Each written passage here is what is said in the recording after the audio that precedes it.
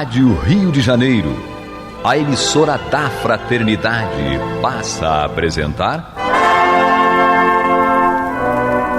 Luz na Penumbra, programa que leva ao seu coração a mensagem da doutrina espírita.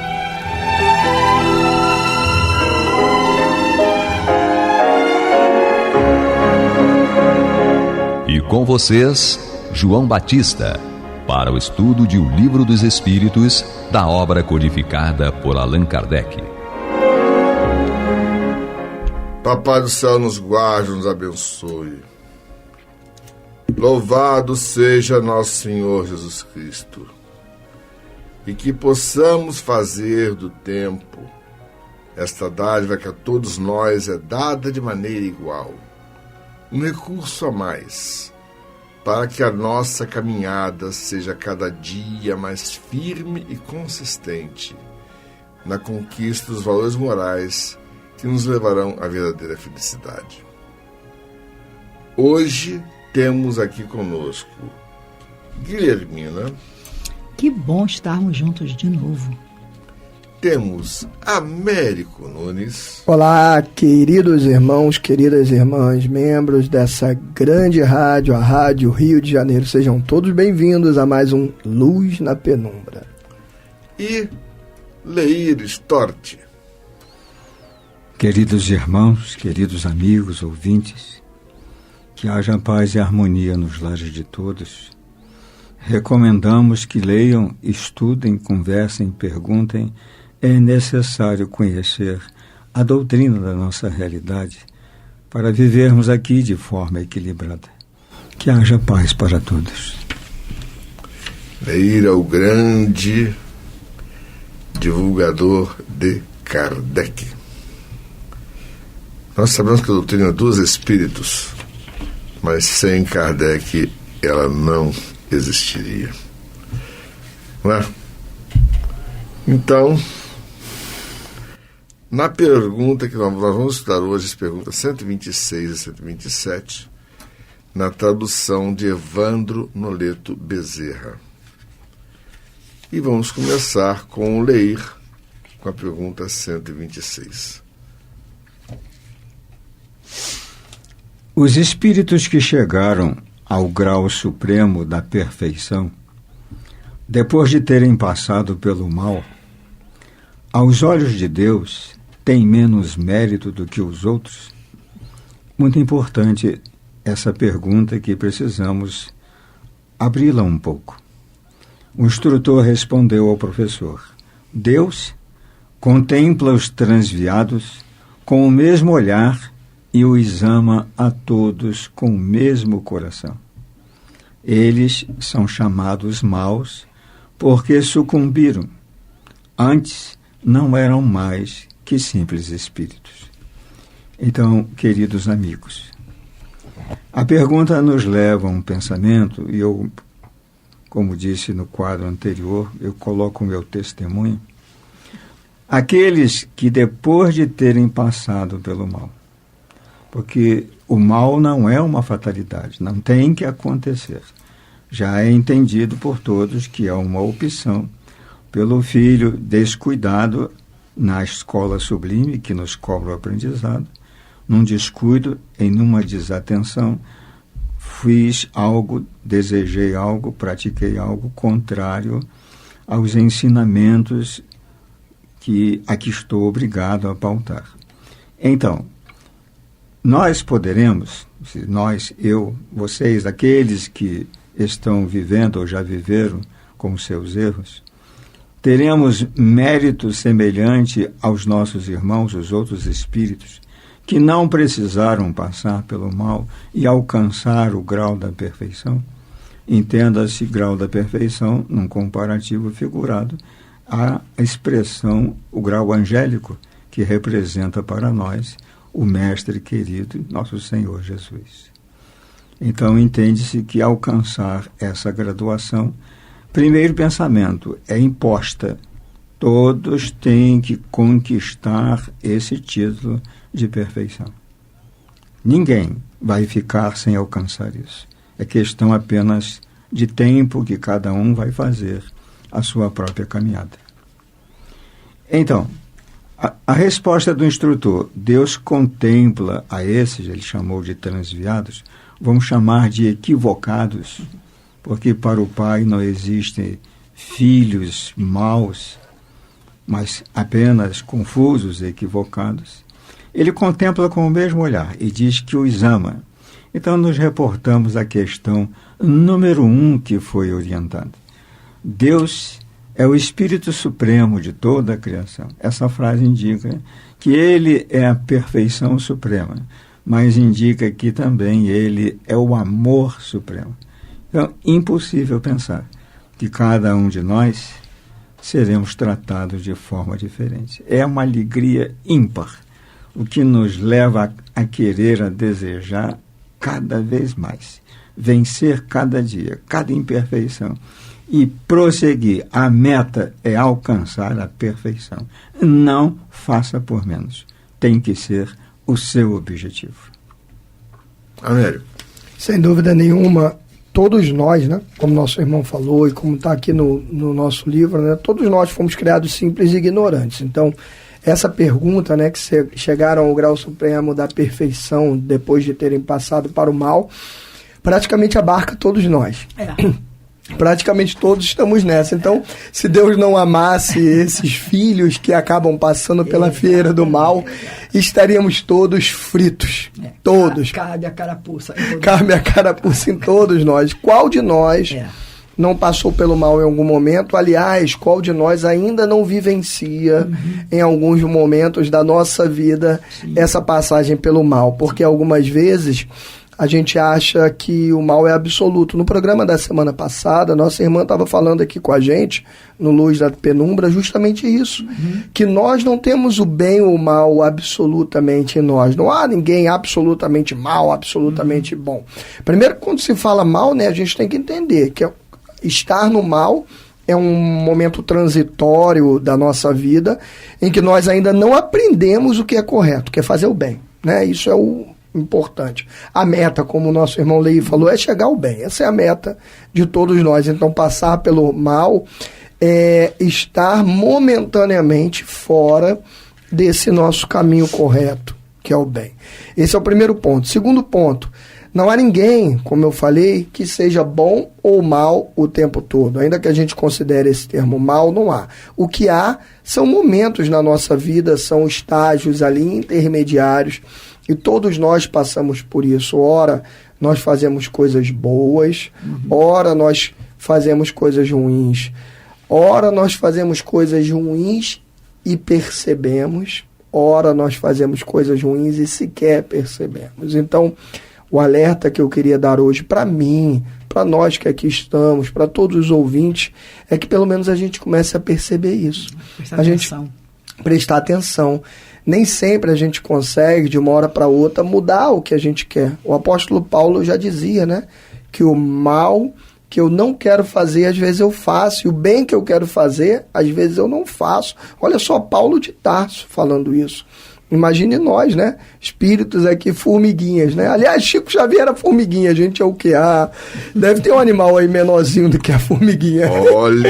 É a antena da formiga. Anteninha da formiga. Então, que pelo menos a gente consiga isso, que seja o nosso compromisso, querido irmão ouvinte, a partir de hoje, ainda que a gente não consiga o tempo todo se livrar das nossas atitudes ruins, que a gente se comprometa, todos nós que estamos aqui unidos nessa grande corrente da Rádio Rio de Janeiro, que a gente se comprometa a analisar a nossa vida e pelo menos perceber esses momentos em que passamos pelo mal.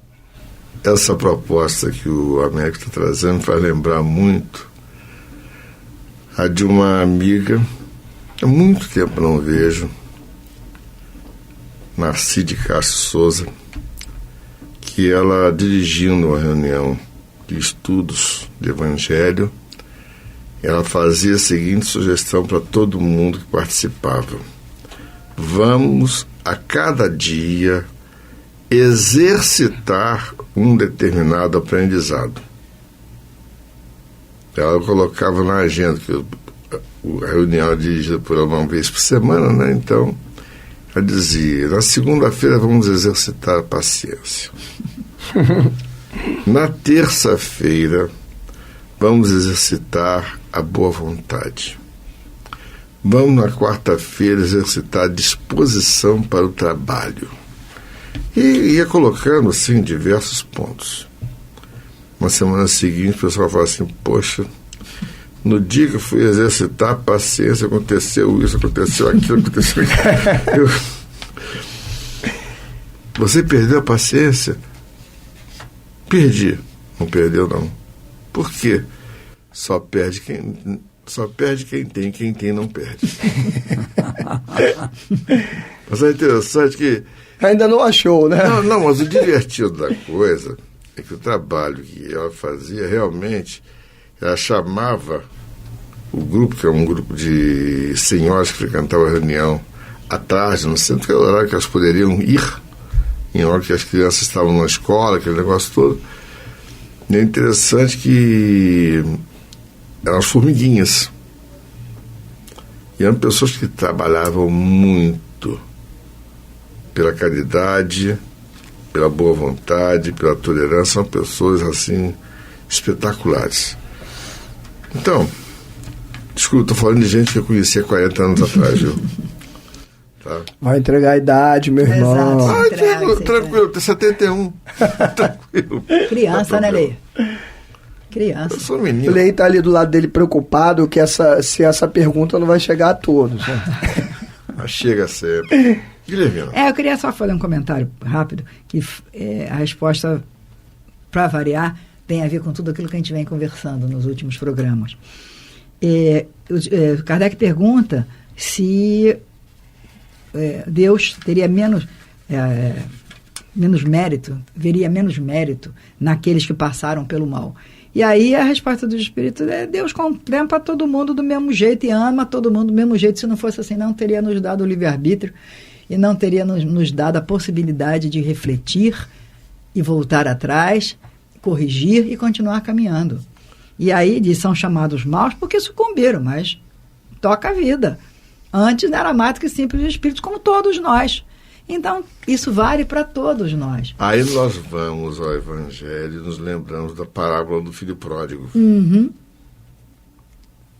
Está aqui contido nessa resposta. Exato.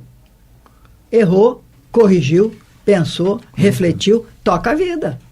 Vai ficar sentado chorando por E voltou e foi recebido com alegria pelo Pai. E aí, o que também comentávamos é que é mais confortável você, digamos assim, estimular a vitimação.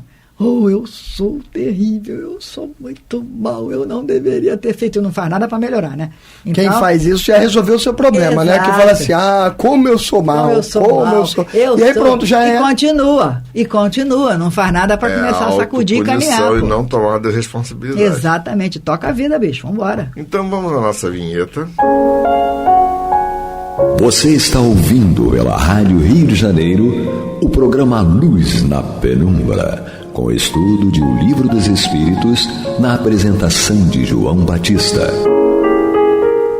Eu vou mudar um pouquinho a coisa. Guilhermina vai fazer a 127. A gente discute aqui, ele é compridinho.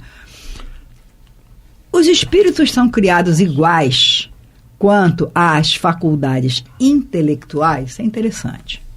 Kardec pergunta se os espíritos são criados iguais quanto às faculdades intelectuais. Resposta dos espíritos: são criados iguais. Já vimos lá atrás várias vezes, somos todos criados iguais, simples e ignorantes, e à medida em que formos evoluindo, crescendo, usando nosso livre-arbítrio de acordo com o que cada um entende, e vai caminhando. Então vamos lá, são criados iguais. Mas não sabendo de onde vem, é preciso que o livre-arbítrio siga seu curso. É isso que a gente está falando. Todo mundo nasce igual, criado igual. Aí o livre-arbítrio é que vai fazer a coisa caminhar. Eles progridem mais ou menos rapidamente em inteligência como em moralidade. Você vê que a gente roda e cai na mesma história, né? Só depende de cada um de nós. E aí, independentemente de qualquer coisa, tem toda uma série. Aí vão dizer, mas não. Todos somos criados iguais. Lá atrás, E, de acordo com o que nós fizemos das nossas vidas, nós temos compromissos. Aí vem aqui um texto. Os espíritos que desde o princípio seguem o caminho do bem, nem por isso são espíritos perfeitos. Se não têm más tendências, precisam, por outro lado, adquirir a experiência e os conhecimentos indispensáveis para alcançar a perfeição. Sim, porque não basta você só fazer o bem, você tem que ter conhecimento, você tem que aprender.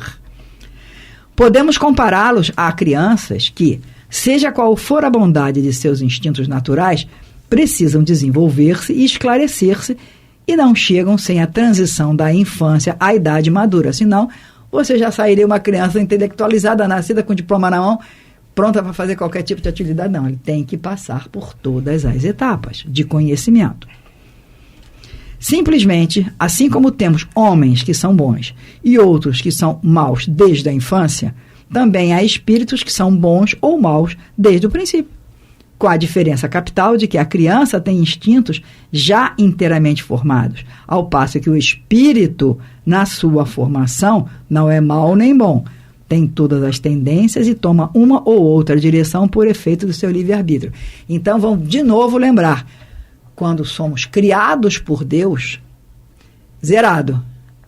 Aí a gente começa com as oportunidades iguais. Aí você vai fazendo escolhas. E a partir das escolhas, as escolhas têm consequências. Os atos têm consequências. E aí, as consequências dos atos deixam rastro. E dependendo do rastro que você deixou com a consequência dos seus atos, formados pelo livre-arbítrio, você cria compromissos. E aí aí vai criando a conta. Aí você vai tendo que fazer teu crescimento, mas ao mesmo tempo você tem uma continha para pagar de coisas que você fez. Então, isso faz parte de todo um processo que Deus nos faculta para que a gente vai, a cada encarnação, tentando reduzir a conta do cartão de crédito e, ao mesmo tempo, aumentar o débito com as boas ações. Porque liberdade para fazer isso nós todos temos. Só depende da gente. Aumentar o crédito, né? Aumentar o crédito, E, desculpa, aumentar o crédito. E aí... Você é péssimo em contabilidade. Eu sou péssimo em contas. Olha só. Sou péssimo em contas. E eu me recordo, João, se você me permite aqui, de uma história real, né? Está relatada num livro de um oncologista chamado Dr. Bernie Siegel. O livro é Amor, Medicina e Milagre. Já citei outra vez aqui no nosso Luz na Penumbra esse livro, em que ele fala de um cidadão que chega ao consultório dele com câncer em avançadíssimo estágio, já em metástase nos órgãos principais, né? Não sei se o nome é esse órgão principal ou fundamental. Hoje a gente tem muito médico aqui, né? Eu tenho medo de falar alguma besteira. E ele chega nessa situação assim terminal. O Dr. Bernie Siegel então olha para ele. Esse é um dos casos que levaram ele a enxergar o ser humano de uma forma diferente, porque ele diz que ele só enxergava como uma parte, como se fosse algo mecânico. Ele ia ali, aplicava o remédio, tirava o que tinha que tirar de ruim, o tumor ali, e seguia adiante. E aí esse cidadão chega e fala para ele: doutor, eu vim aqui porque eu estou me sentindo mal, tal. E ele faz a consulta toda, faz todos os exames de imagem e descobre que o homem está em metástase ali, em estado terminal. E fala: você precisa se operar agora. Se você não operar agora, você vai morrer. Doutor, eu não posso operar agora. Não, mas se você não sair hoje que já para fazer os exames, os pré-operatórios, não vai dar certo. Não, mas eu não posso. E aí então ele sai de lá, o Dr. Bernie Siegel acha que ele vai morrer, tem a certeza absoluta. Daqui um tempo, daqui uns meses ele volta. Doutor, voltei para fazer meu tratamento. O homem olha aquilo e fala: não, deve ter algum problema. Como não morreu, eu errei alguma coisa. Traz as imagens de volta. E ele olha as imagens da época e fala: realmente eu não errei. Ele olha lá a metástase em tudo que é canto e fala: mas como você não morreu? Isso aqui é para morrer em poucos dias. E aí ele fala: vamos fazer novos exames. Quando faz novos exames, ele tem a surpresa maior ainda. O câncer tinha regredido, não havia mais metástase. E ele diz: olha, agora tem tão pouco localizado que a gente vai fazer um tratamento aqui, quimioterápico, você vai ficar bem. Mas me diz, qual médico que te tratou? Ele falou, doutor, eu não fui a médico nenhum. Não, algum vai. Olha, eu conheço todos os oncologistas daqui. Eu vou ligar, eu vou te desmascarar. Então, doutor, o senhor liga, porque ninguém me curou, ninguém me tratou. Eu sei o que me curou. O que foi? Doutor, se eu estou aqui pagando sua consulta, porque alguma coisa tem diferente, né? Eu tenho dinheiro para isso. E como é que pode com esse seu emprego? Ele sabia que ele estava num emprego modesto que não dava para chegar até ali. E, não, doutor, é o seguinte, durante toda a minha vida eu fui um grande executivo da empresa tal, e eu vivia querendo cada dia mais dinheiro, pisando em cima de todo mundo. Eu vivia no meio do meu orgulho, querendo só bens materiais. E eu tenho certeza absoluta que isso foi destruindo minha saúde e fazendo eu chegar até onde eu cheguei. E eu resolvi, doutor, que eu ia mudar de vida.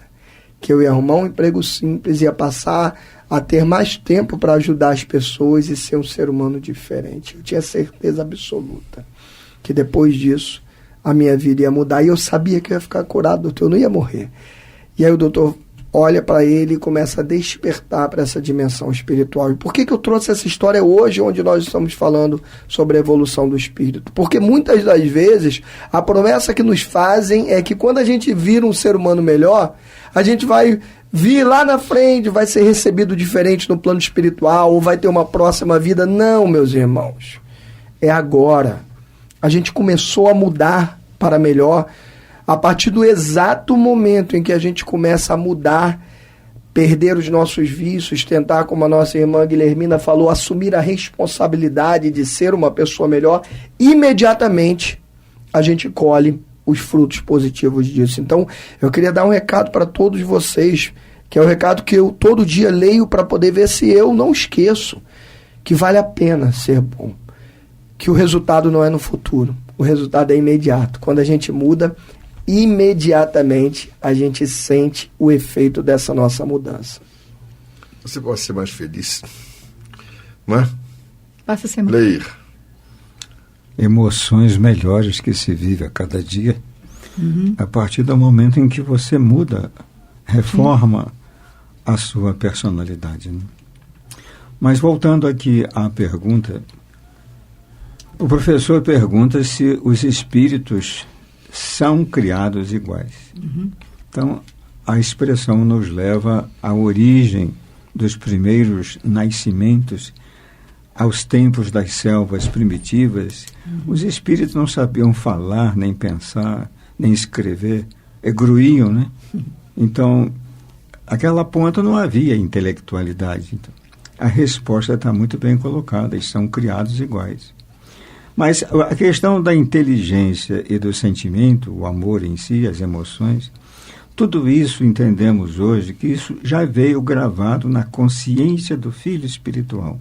É a questão 621, quando o professor pergunta sobre as leis, o conhecimento, está tudo gravado na sua consciência, no plano mental em que verdadeiramente você existe. Então, caros amigos, o que se deslumbra de tudo isso é um gradativo aprendizado ao longo dos séculos, dos milênios que já se desenvolveram. Hoje a nossa inteligência científica ainda está nas academias brigando se o número certo é 6 ou 7 milhões de anos anteriormente, quando os primeiros nasceram aqui. O que importa para nós hoje é que temos o conhecimento preciso da nossa realidade. Precisamos focar nisso e desenvolver todos os dias a forma mais preciosa possível.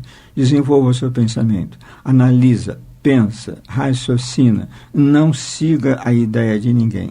O aluno é você, as provas são suas. Cada vez mais, mude o seu padrão vibratório, as doenças vão ficando ao longe, a saúde ganha espaço em você. Então, dentro desse quadro, nossa destinação é a angelitude, como já foi explicado tão amplamente. Então, reflitamos a respeito. Que Papai do Céu nos guarde, nos abençoe, hoje, agora e para todo sempre. Que louvado seja nosso Senhor Jesus Cristo. E que possamos fazer do tempo esta dádiva que a todos nós é dada de maneira igual, um recurso a mais para que a nossa caminhada seja mais firme e consistente, na conquista dos valores espirituais que nos levarão à verdadeira felicidade. Graças a Deus. Graças a Deus. Graças a Deus. Você está ouvindo o programa Luz na Penumbra.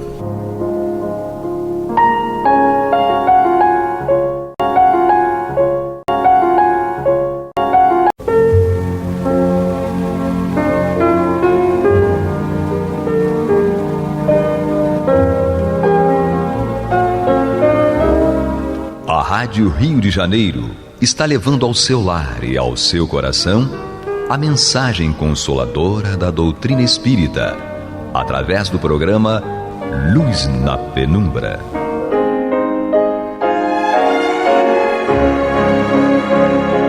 E com vocês, Antônio de Pádua Barbosa, para comentar o Evangelho segundo o Espiritismo, da obra codificada por Allan Kardec. Olá, meus amigos, muito boa noite. Estamos aqui mais uma vez de volta ao programa Luz na Penumbra, no qual nós estudamos o Evangelho segundo o Espiritismo de Allan Kardec. Estamos aqui em seu capítulo 18, A Fé Transporta Montanhas. E hoje nós vamos estudar os seus itens 8 e 9, que trata da parábola da figueira que secou. Diz assim o texto de Marcos: quando saíam de Betânia, ele teve fome, e vendo ao longe uma figueira, para ela encaminhou-se, a fim de ver se acharia alguma coisa. Tendo-se, porém, aproximado, só achou folhas, visto não ser tempo de figos. Então disse Jesus à figueira: que ninguém coma de ti fruto algum. O que seus discípulos ouviram. No dia seguinte, ao passarem pela figueira, viram que secara até a raiz. Pedro, lembrando-se do que Jesus havia dito, disse: Mestre, olha como secou a figueira que tu amaldiçoaste. Jesus, tomando a palavra, lhes disse: Tende fé em Deus. Digo-vos em verdade que aquele que disser a essa montanha, tira-te daí e lança-te ao mar, mas sem hesitar em seu coração, crente ao contrário, firmemente de que tudo o que houver dito acontecerá, verá com efeito que acontece. Esta é uma daquelas passagens, Kardec botou aqui como parábola da figueira que secou. Não é bem uma parábola, é uma passagem, uma ocorrência, da qual se tirou um ensinamento, né? Mas não é uma parábola no sentido literal do termo. Ele tem a explicação aqui que nós vamos ler, vamos estudar.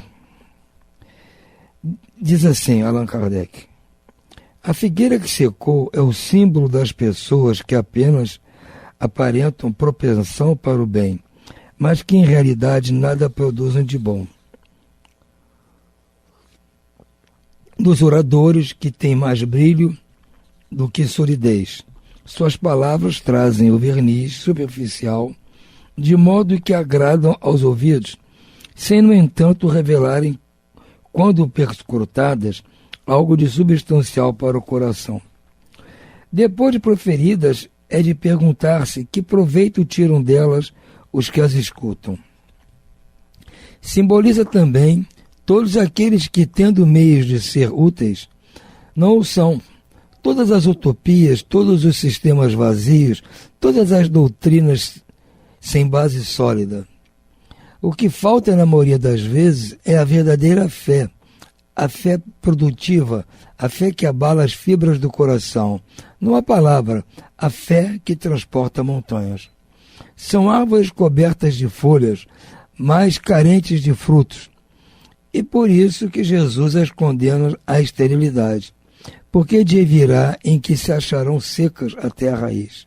Significa dizer que todos os sistemas, todas as doutrinas que não houverem produzido nenhum bem para a humanidade, cairão reduzidas a nada, que todos os homens deliberadamente inúteis, por não terem posto em ação os recursos que traziam consigo, serão tratados como uma figueira que secou. Segue aqui Kardec. Os médiuns são intérpretes dos espíritos. Suprem, nestes últimos, a falta de órgãos materiais pelos quais transmitem suas instruções. É por isso que são dotados de faculdade para esse efeito. Nestes tempos de renovação social, eles têm uma missão especialíssima.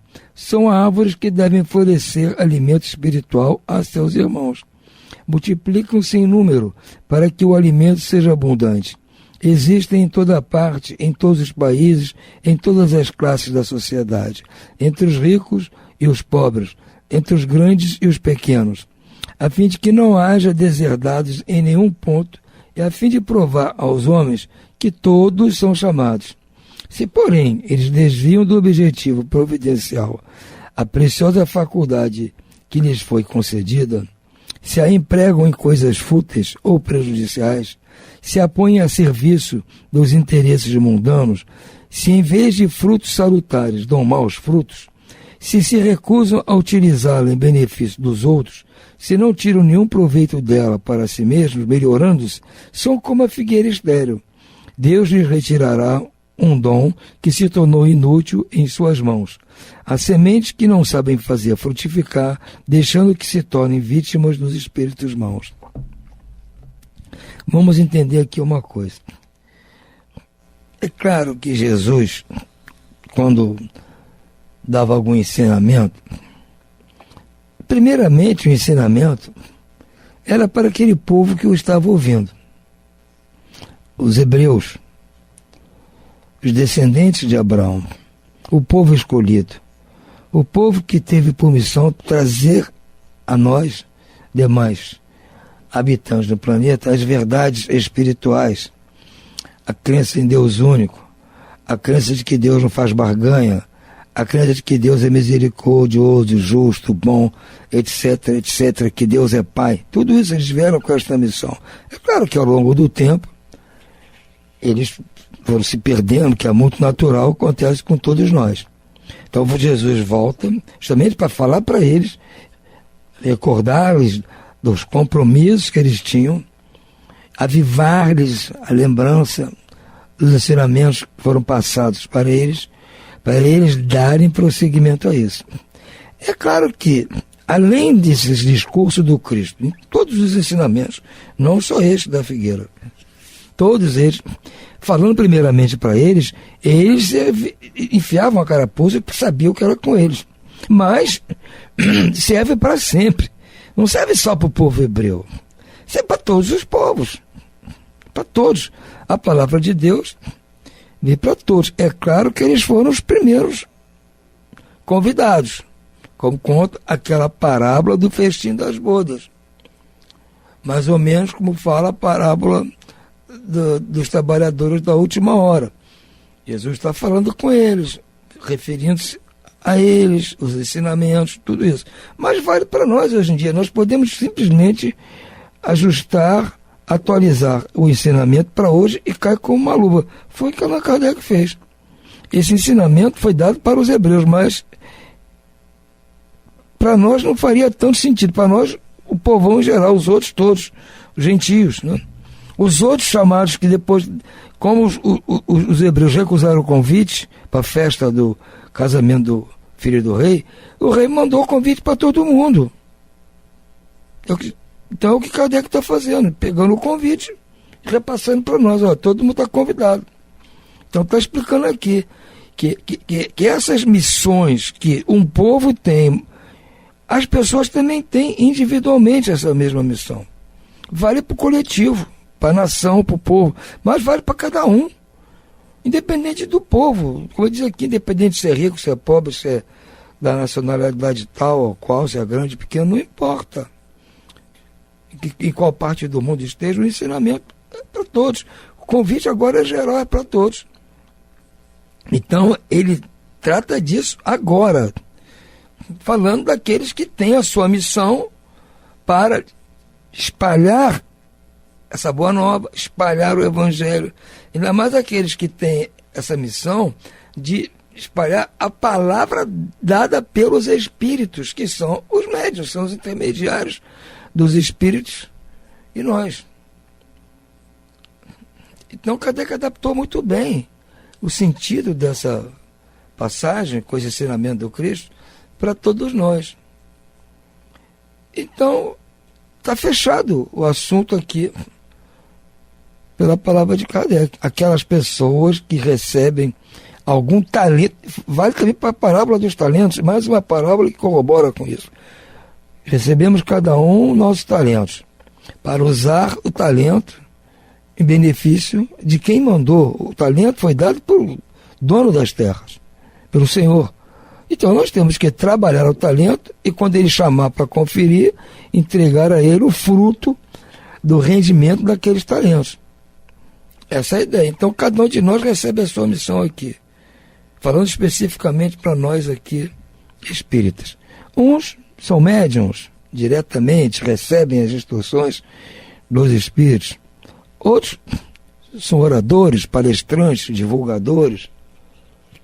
Outros ensinam nas casas espíritas, para as crianças, para os adultos. Todos têm seu talento e sua missão conforme a sua capacidade. Um recebeu um talento, outro 2, outro 5. Cada um tem. Agora todos temos que mostrar o rendimento, os frutos daqueles talentos. Daí, aí sim, uma metáfora com relação a uma figueira. Então, é como se nós fôssemos uma figueira,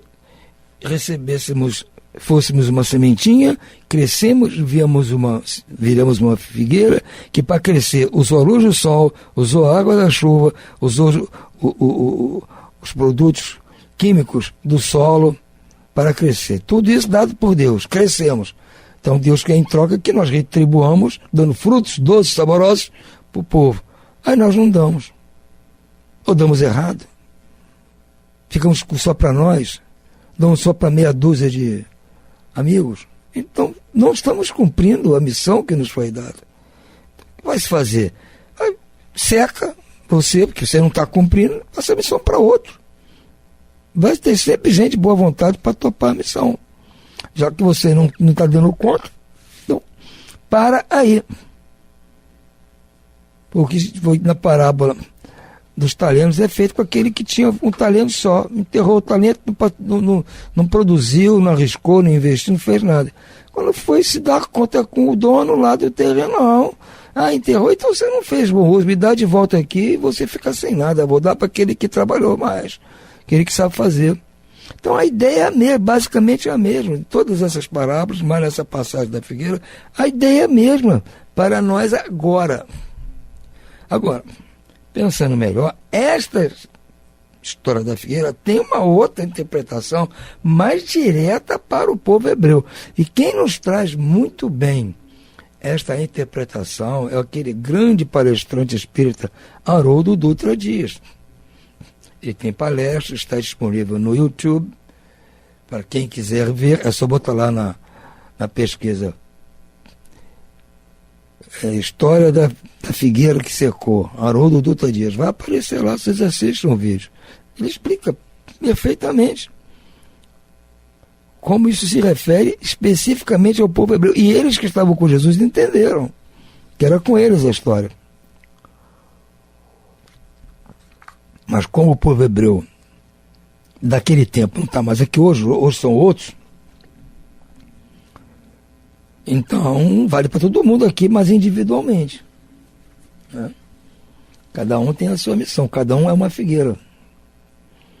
Porque o povo hebreu recebeu a missão de divulgar as verdades de Deus único, as verdades espirituais, receberam o decálogo de Moisés, receberam tudo isso para poder passar ao povo. O que significa isso? A figueira era uma árvore que naquela época representava o povo hebreu. Assim como o Brasil tem como sua representação o ipê amarelo, eles tinham a figueira como uma árvore que representava o povo hebreu. Então Jesus, quando está servindo uma figueira, está se referindo ao povo hebreu. E existem figueiras que dão antes do tempo. São as figueiras temporãs. Elas têm que dar, supondo eu, dar na primavera, elas costumam dar um pouco antes do normal. Então Jesus diz para eles, aquela figueira era uma figueira temporã, não era tempo de figo, está escrito aqui na história. Então, ela era uma figueira temporã.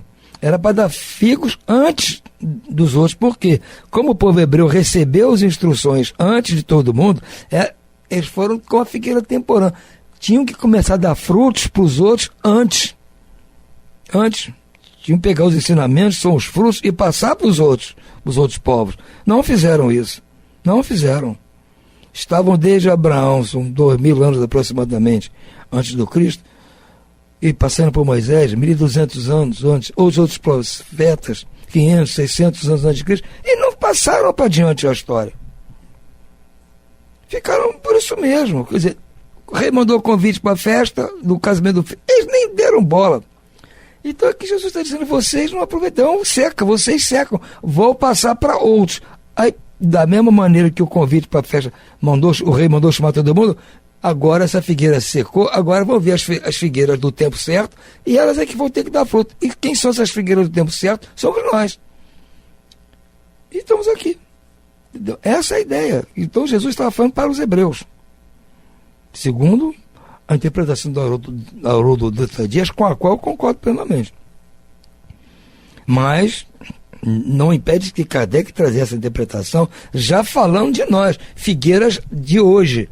Não somos figueiras temporãs, já somos figueiras do tempo certo. Então, as duas interpretações são perfeitas. Uma falando lá do comecinho da história, de onde vem essa história de figueira, e o Kardec não achou por bem não tocar neste ponto, falou só diretamente a nós, mostrando aqui a importância do nosso trabalho, eu vou até dizer missão, né? Mas da nossa incumbência de divulgar os ensinamentos do Cristo, a palavra do reino, como dizia Jesus, principalmente com as nossas atitudes, com a nossa demonstração de fé, porque Jesus termina a história falando da fé. Você precisa falar, o que tem a ver a fé com a história da figueira? Ele já usou essa metáfora de mover a montanha. Quem tem fé, já usou em outras vezes. Por que usou novamente? É porque aquele que tem fé, está usando os recursos que recebeu de Deus, vai fazer prosperar a sua florada. Então, e não vai ser só com o nosso palavrório, como é o meu caso aqui. Não adianta eu chegar aqui e falar bonito, mas não é isso. Eu tenho que mostrar com as minhas atitudes, com meus exemplos. É esse tipo de transmissão que é necessário, porque adianta eu falar e não cumprir. As pessoas estão vendo que eu não estou fazendo. É melhor eu fazer e não falar nada, esse é o certo. Mas eu sei que é difícil cumprir tudo isso aqui. Então nós temos que ter um pouco de autocondescendência, digamos assim, porque nós não temos capacidade ainda de ser uma figueira daquela frondosa, frutífera. Não temos ainda condição, mas estamos aprendendo aqui que precisamos começar a correr atrás. Nas pequenas coisas, ninguém vai ser aqui um mártir, um pregador, um exemplo para a humanidade. Nós não somos Madre Teresa de Calcutá, nós não somos Chico Xavier, mas estamos a caminho de ser. E temos que começar do beabá. Essa é a proposta dessa historinha da figueira, a passagem da figueira que secou. E Jesus, naquela época também se usava muito esse termo, amaldiçoar, entendeu? Lançar anátemas contra as coisas, mas não é bem isso que Jesus fez, né? Então ele disse, olha, você não está dando fruto, então de agora em diante você não vai dar mesmo. Não foi uma ameaça para o futuro, ele fez uma maldição, então não está sendo útil, então parou. mas faltavam palavras adequadas para transmitir exatamente os pensamentos. Então hoje nós estamos vendo isso. Essa é a historinha de hoje, meus amigos, mas como é uma historinha simples e curta, nós vamos ficando por aqui. Vocês fiquem com a prece do Geraldo de Aquino e tenham todos uma boa noite e muita paz.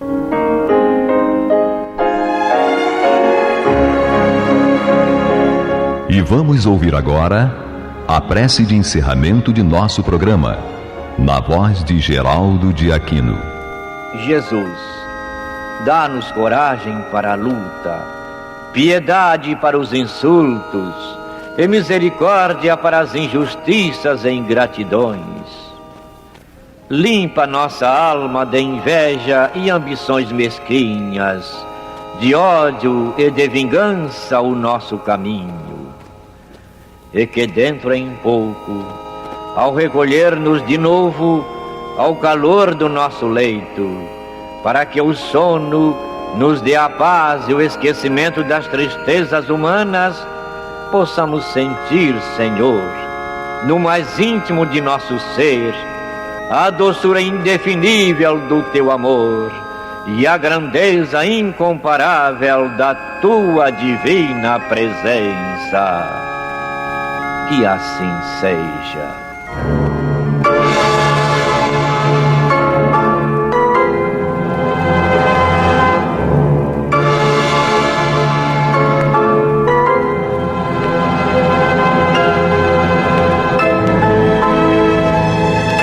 Acabamos de apresentar o programa Luz na Penumbra, que voltará a ser apresentado amanhã às 21 horas nesta emissora.